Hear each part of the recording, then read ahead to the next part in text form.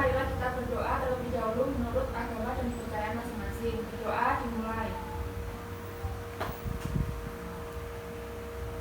Berdoa selesai. Baik, bagaimana kabar anak-anak hari ini? Baik, Alhamdulillah.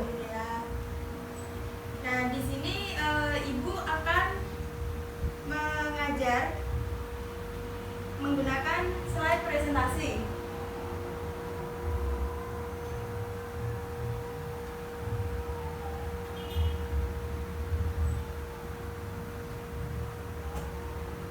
Nah, di sini Ibu akan mengajar mengenal manusia purba dan asal-usul nenek moyang bangsa Indonesia. Nah, sebelumnya ada yang tahu tidak nenek moyang bangsa Indonesia itu yang seperti apa sih? Tahu Bu, Ras memulai Bu. Nah, benar. Nah, jadi Ibu di sini lebih memfokuskan pada KD 3.3, yaitu menganalisis kehidupan manusia purba dan asal-usul nenek moyang bangsa Indonesia. Nah, lalu KD yang 4.3 yaitu menyajikan informasi mengenai kehidupan manusia purba dan asal-usul nenek moyang bangsa Indonesia. Nah, yang pertama tadi manusia purba. Nah, manusia purba ini manusia seperti apa sih? Ada yang tahu tidak? yang hidupnya nomaden Bu. Nah, benar. Nah, materi yang pertama yaitu siapa manusia purba itu dan kapan munculnya. Mungkin ada yang tahu manusia purba itu manusia yang seperti apa, hidupnya kapan, dan yang ciri lainnya. Mungkin ada yang tahu? Yang hidupnya nomaden Bu, kemudian diperkirakan kurang lebih 1,8 juta tahun yang lalu. Nah, benar. Nah, mungkin di kelas ini ada yang tidak tahu. Nah, di sini Ibu akan menjelaskan siapa manusia purba itu. Nah, manusia purba ini merupakan manusia yang hidup pada zaman prasejarah. Nah, manusia ini biasanya bercirikan hidup secara nomaden, yaitu berpindah-pindah sesuai dengan makanan yang ada. Lalu awal munculnya manusia purba itu diperkirakan sekitar 1,8 juta tahun yang lalu hingga 100.000 tahun yang lalu. Nah, di sini Ibu menyajikan gambar evolusi manusia purba di Indonesia. Yaitu yang pertama pada 7 sampai 2,5 juta tahun yang lalu, yaitu bertipe Australopithecus africanus, Australopithecus robustus, dan Australopithecus bullousii. Lalu untuk yang 2, juta tahun yang lalu, yaitu Homo habilis yang memiliki lebih perbedaan dari struktur tubuhnya ini lebih kecil dibanding dengan Australopithecus bullousii. Nah, lalu untuk pada tahun 1, juta tahun yang lalu itu Homo erectus, dan 400 hingga 150.000 tahun yang lalu itu Homo sapiens purba. Di sini ciri manusianya itu udah lebih tegak dari yang sebelumnya. Nah, lalu untuk yang selanjutnya 120.000 tahun yang lalu yaitu disebut Homo neanderthal. Yang 35.000 tahun yang lalu yaitu Cro-Magnon, dan yang sekarang ini manusia modern. Nah, jadi dengan adanya gambar evolusi manusia purba ini, kalian akan mengetahui bagaimana ciri fisik dari manusia purba pada zaman dahulu hingga manusia yang sekarang. Yang selanjutnya adalah kehidupan manusia purba. Nah, yang pertama pola hunian. Pola hunian manusia purba ini memperlihatkan 2 karakter khas hunian purba, yaitu dekat dengan sumber air dan kehidupan di alam terbuka. Mungkin ada yang tahu mengapa manusia purba ini ingin dekat dengan sumber air? Ada yang tahu? Untuk mencari makanan. Ya, benar. Nah, jadi dengan dekat sumber air ini manusia purba selalu hidup secara nomaden, di mana pada saat seumpama manusia purba ini hidup di hutan, akan tetapi pada saat itu hutan tersebut sudah mengalami penggundulan hutan, entah makanan itu sudah tidak ada, maka mereka akan berpindah ke tempat yang lebih banyak makanannya.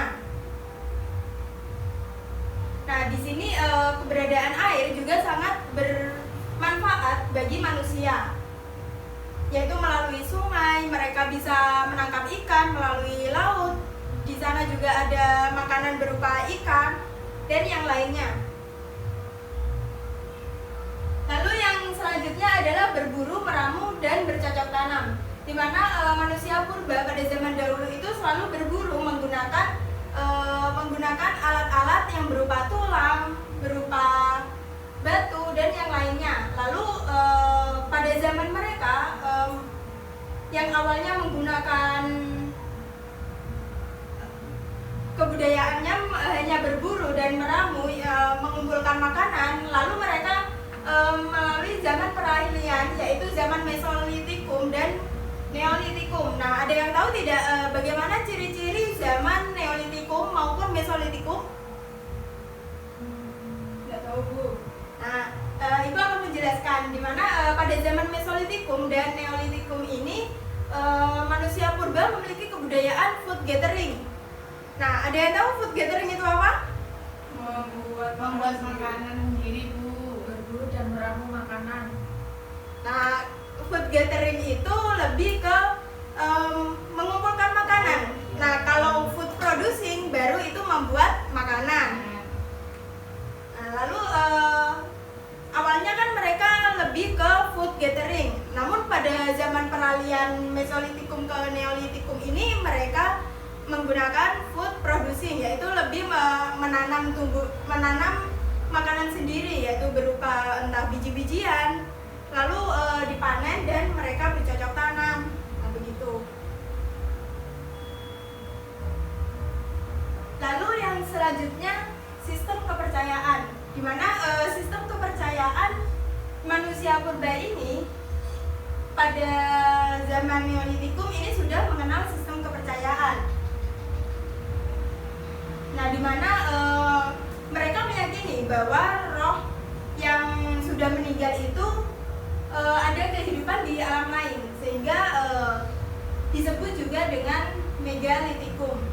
Nah, dari Megalitikum ini mereka mendirikan bangunan-bangunan batu besar seperti menhir, dolmen, dan yang lainnya yang memiliki fungsi yang berbeda-beda. Nah, lalu dengan adanya Megalitikum ini sistem kepercayaan juga disebut dengan animisme, yaitu sebuah sistem kepercayaan yang memuja roh nenek moyang. Nah, kalau untuk yang kepercayaan dinamisme, yaitu ada benda-benda tertentu yang memiliki kekuatan gaib, sehingga mereka percaya bahwa benda-benda itu memiliki sebuah kekuatan dan sangat dihormati. Yang selanjutnya adalah penemuan fosil manusia purba. Nah, ada yang tahu tidak di mana saja tempat-tempat penemuan fosil manusia purba? Di Trinil Bu, Sangiran. Nah, ya. Mungkin ada yang pernah ke sana? Pernah Bu. Nah, di sana ada apa aja? Ada kerangka-kerangka fosil Bu. Kemudian ada tanah-tanah masa lampau. Nah, ya. Di sini Ibu akan menjelaskan hanya beberapa saja dari tempat di mana fosil manusia purba itu ditemukan. Yaitu yang pertama di Sangiran. Yaitu situs ini terletak di Solo, Gunung Lawu, Kabupaten Sragen, Jawa Tengah. Nah, penemuan yang terkenal itu ditemukan oleh G.H.R. von Koenigswald pada tahun 1934. Lalu yang kedua adalah Kedung Brugus, Madiun, Jawa Timur. Yang terkenal pada tempat ini yaitu penemuan oleh Eugene Dubois. Nah, Eugene ini menemukan fragmen rahang yang pendek dan sangat kekar pada tahun 1890. Nah, ini yang selanjutnya Ngandong dan Sambung Macan, Pati Ayam di Jawa Tengah, dan Ngawi, Jawa Timur. Nah, untuk yang materi yang kedua yaitu nenek moyang bangsa Indonesia. Ada yang tahu berapa teori nenek moyang bangsa Indonesia? Nggak tahu. Belum tahu Bu. Baik, di sini Ibu Ibu akan menjelaskan secara garis besar teori nenek moyang bangsa Indonesia. Nah, teori nenek moyang bangsa Indonesia itu ada 3, yaitu yang pertama teori out of Africa, di mana teori out of Africa ini mengatakan bahwa Homo sapiens itu berasal dari suatu tempat di Afrika sekitar 100.000 tahun yang lalu menyebar ke penjuru dunia termasuk di Indonesia.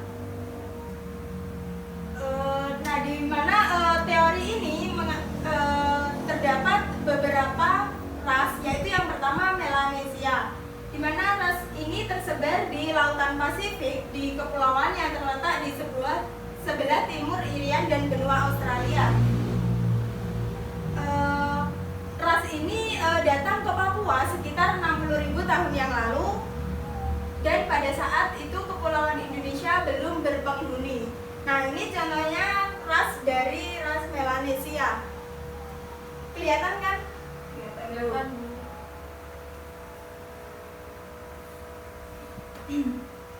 Yang selanjutnya adalah teori out of Yunan. Nah, teori out of Yunan ini dikemukakan oleh N.G. Krom, Muhammad Ali, R. Hagedorn, dan J.H. Kran, serta Slamet Mulyana, di mana teori ini mengatakan bahwa nenek moyang bangsa Indonesia itu berasal dari Yunan, yaitu bagian barat daya Tiongkok, di mana teori ini mengatakan bahwa manusia dari Yunan ini bermigrasi melalui Sungai Mekong yang kemudian menyebar ke Nusantara. Mohon maaf untuk Mbak Ayu, laptopnya bisa dimatikan. Ya, Bu. Nah, di mana teori out of Yunan ini terdapat beberapa bangsa, yaitu yang pertama bangsa Negrito. Nah, bangsa ini diyakini sebagai keturunan Proto-Australoid, yaitu yang berpindah dari Laut Tengah dan tinggal di India. Nah, biasanya bangsa Negrito ini ciri-cirinya berkulit hitam yang mirip dengan orang Negro. Ini sudah bisa dilihat, kalian mungkin bisa menyimpulkan dari sebuah gambar ini bagaimana ciri-ciri dari bangsa Negrito. Yang selanjutnya adalah bangsa Proto-Melayu, di mana bangsa ini diperkirakan datang di Indonesia yaitu pada 1500 sebelum Masehi. Nah, bangsa inilah yang membawa kebudayaan baru, yaitu bercocok tanam dan membuat peralatan kapak yang sudah halus dari yang sebelumnya. Nah, bangsa ini melebur menjadi suku bangsa Batak, Dayak, Toraja, Alas, dan Jayo. Nah, ini salah satu contoh dari bangsa Proto-Melayu. Nah, sedangkan yang selanjutnya adalah bangsa Deutero-Melayu, di mana bangsa Deutero-Melayu ini lebih muda dari bangsa Proto-Melayu. Nah, di sini Deutero-Melayu merupakan ras yang datang sejak 300 sebelum Masehi. Lalu peradaban ini dapat dijumpai di Malaka, Sumatera, Kalimantan, dan yang lainnya.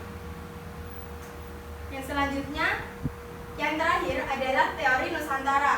Nah, teori Nusantara ini kita dapat melihat dari namanya saja. Nah, namanya teori Nusantara, berarti teori ini mengatakan bahwa nenek moyang bangsa Indonesia itu berasal dari Indonesia, karena mungkin ada yang tahu apa sih yang menyebabkan ini Muhammad Yamin yaitu menganut dari teori Nusantara. Mungkin ada yang tahu alasan Muhammad Yamin kok bisa percaya dengan teori Nusantara ini? Belum tahu, Bu. Itu, Bu, penemuan fosil dan artefak lebih banyak dan lebih lengkap di Indonesia daripada daerah lain. Nah, benar. Dari teori Nusantara ini kita dapat melihat bahwa di Indonesia sendiri kita sudah mengetahui bahwa banyak terdapat fosil yang ditemukan di Indonesia. Nah, sehingga Muhammad Yamin mengakui bahwa teori Nusantara ini benar. Gitu. Nah, dari penjelasan Ibu tadi, Ibu menyimpulkan bahwa manusia purba merupakan manusia yang hidup pada zaman prasejarah, serta bercirikan nomaden dan berburu, bercocok tanam, dan yang lainnya. Nah, baik, setelah Ibu menjelaskan, Ibu akan memberikan tugas kelompok, di mana di kelas ini dibagi menjadi 2 kelompok. Mungkin ketua kelas bisa membantu untuk membagi kelompok. Ya, Bu. Nah, untuk kelompok pertama, yaitu menjelaskan mengenai ciri kehidupan manusia purba pada zaman Paleolitikum. Sedangkan untuk kelompok 2 menjelaskan mengenai ciri-ciri manusia purba pada zaman Neolitikum. Baik, Bu. Nah, mungkin ketua kelasnya bisa untuk membagi kelompok. Ya, Bu. Siap, Bu. Ya, silakan dikerjakan. Ibu akan memberikan waktu selama 10 menit untuk mengerjakan tugas kelompok dari Ibu.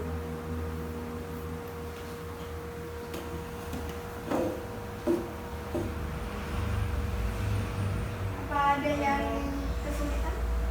Enggak ada, Bu. Masih mencari. Iya. Ini Neolitikum ya? Apa ada yang ditanyakan? Tidak, Bu. Tidak, Bu. Ini masih mencari, Bu. Buku ini kan berarti betul ya? Food producing. Ya. Iya. Ya, makasih, Bu. Ya. Waktu kurang 1 menit lagi.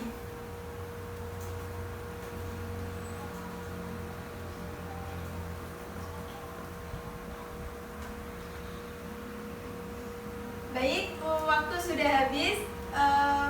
Mungkin untuk kelompok pertama, perwakilan bisa mengutarakan hasil dari diskusi kelompok kalian. Ciri-ciri zaman Paleolitikum itu yang pertama, ada alat-alat yang digunakan itu terbuat dari batu yang masih kasar. Terus yang kedua, pola hidup manusianya itu masih mengembara, yaitu nomaden, masih pindah-pindah. Terus manusianya yang hidup dengan cara berburu dan meramu. Kemudian manusia purba itu masih hidup dalam kelompok kecil. Terus yang terakhir, kehidupan zaman Paleolitikum itu dapat ditemukan di Ngandong dan juga di Pacitan. Ya. Sudah itu. Terima kasih untuk yang kelompok kedua. Saya, Bu. Untuk yang kedua yakni kebudayaan. Ciri-ciri manusia purba zaman Neolitikum. Pada zaman Neolitikum ini manusia purba sudah mengenal yang namanya bercocok tanam dan beternak. Kemudian manusia purbanya sudah food gathering dan food producing atau membuat makanan sendiri. Kemudian manusia purbanya sudah memiliki kepercayaan yakni animisme dan dinamisme dengan adanya bukti peninggalan menhir, dolmen dan sebagainya. Sudah, Bu. Nah, baik, di sini Ibu akan mencoba mengetes pemahaman kalian dari diskusi kelompok ini tadi. Nah, di mana untuk zaman Paleolitikum, yaitu ciri yang pertama yaitu Alat yang digunakan masih dari batu kasar. nah, ya, di mana batu-batu yang digunakan ini masih belum dihaluskan. Nah, masih berupa bukan batu yang sangat kasar, entah itu untuk berburu dan meramu. Nah, lalu untuk yang zaman Neolitikum, Sudah mengenal Kepercayaan, Bu. ya. nah ya, pada zaman Neolitikum ini tadi Ibu juga sudah menjelaskan bahwa pada zaman ini sudah adanya sistem kepercayaan, yaitu kepercayaan Animisme dan dinamisme. Nah, benar. Nah, karena waktu sudah habis, Ibu akan memberikan kalian pekerjaan rumah, yaitu untuk membuat artikel mengenai kehidupan manusia purba dan asal-usul nenek moyang bangsa Indonesia secara individu. Nah, nanti akan dikumpulkan di pertemuan yang selanjutnya. Baik, apakah ada yang kurang paham mengenai tugas ataupun penjelasan dari Ibu tadi? Untuk temanya artikel tersebut tentang apa ya, Bu? Manusia purba. Ya, ke ciri-ciri manusia purba dari zaman ke zaman. Nah, jadi kita akan mengetahui perbandingan antara manusia purba pada zaman Paleolitikum, Neolitikum, dan yang lainnya. Berupa artikel ya. Iya, Bu. Nanti dikumpulkan hard copy pada minggu depan. Ya. Ya, Bu. Baik, karena waktu sudah habis, Ibu akan mengakhiri pembelajaran pada pagi hari ini. Wabillahi taufiq wal hidayah. Wassalamualaikum warahmatullahi wabarakatuh. Waalaikumsalam warahmatullahi wabarakatuh.